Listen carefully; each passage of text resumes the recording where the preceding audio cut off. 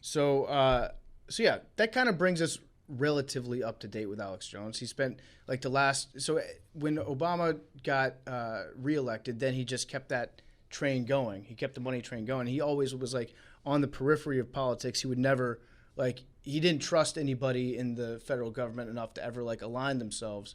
But then he found out that Trump needed his support because of their connection with Roger Stone, and then he became a Trump guy.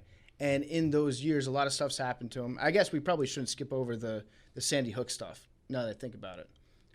So Sandy Hook, 2012. 2012, and he was like the very next day I tuned into his show because I was shuddering to hear like the route that he was going to go with it. But again, that's like time out. Yeah, real quick.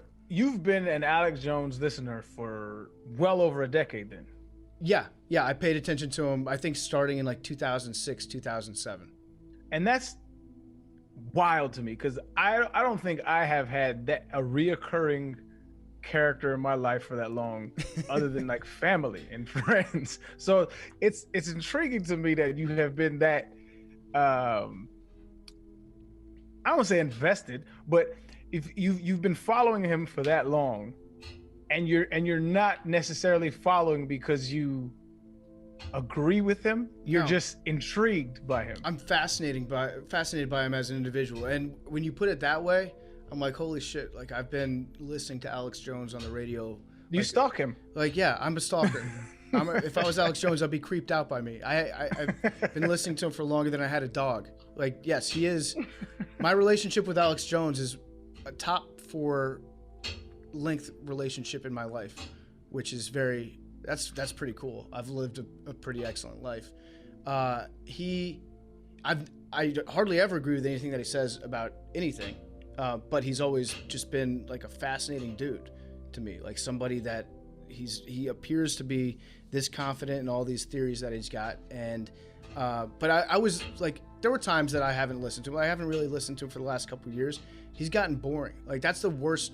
Like, if you're not a Trump fan and you're an Alex Jones fan, you probably abandoned Alex Jones because he just became like kind of a mainstream-ish guy, where now he's like, he's involved in the government, whereas before it was all him like trying to take on the government and take it out. And but I have gone through periods where I stopped listening to him. Like after Sandy Hook, it was tough. Like I didn't want to listen to him anymore because it was at that point it became very obvious what he was doing, which is. So what's the psychology? I do want you to finish that, but I'm intrigued by the psychology of, because like I'll follow a lot of like right wing talking heads on Twitter or whatever the case may be, or like YouTube, right? Just to get another perspective.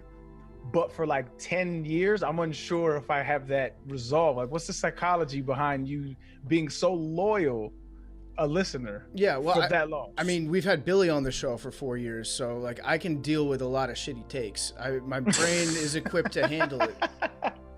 No, but they were talking about this a lot when Rush Limbaugh died, that people who listen to the radio are usually alone in a car, usually very, they're just not socially activated. So during these times where they're alone, they're letting all this information stream through their head. And look, as before I started working for Pardon My Take, and I listened to Pardon My Take 3 days a week on the way to school, I felt like I knew PFT and Big Cat before I ever met them. And you have this connection to them, and it's weird.